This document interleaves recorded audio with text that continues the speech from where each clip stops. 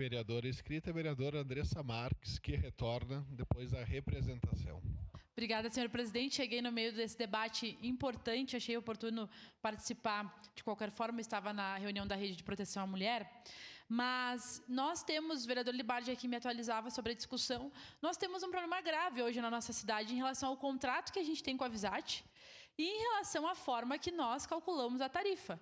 Ocorre que nós aqui discutimos, inclusive, subsídios para o transporte público que, ao fim e ao cabo, não estão sendo utilizados para qualificar o transporte público. Na prática, a gente tem trabalhado para manter um contrato com uma empresa que apresenta um sistema falido. E, na nossa concepção, muitas vezes, vereadora Rose, a prefeitura não faz seu papel nem de fiscalizar, de coordenar, de comandar, fazer a gestão de fato do transporte público. E, infelizmente, quem dá as cartas de como é o transporte é esse contrato que tem diversos problemas. Então, a nossa bancada acha que nós precisamos olhar para a questão do contrato, da planilha.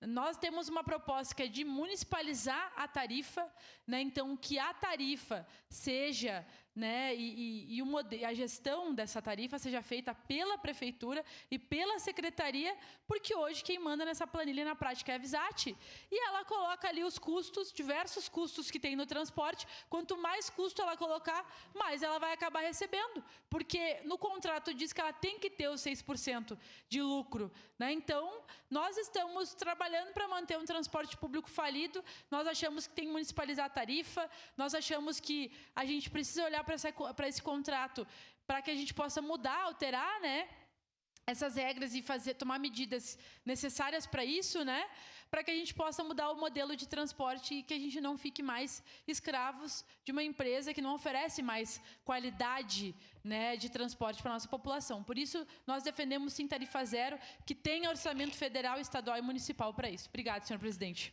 Obrigado, vereadora Andressa.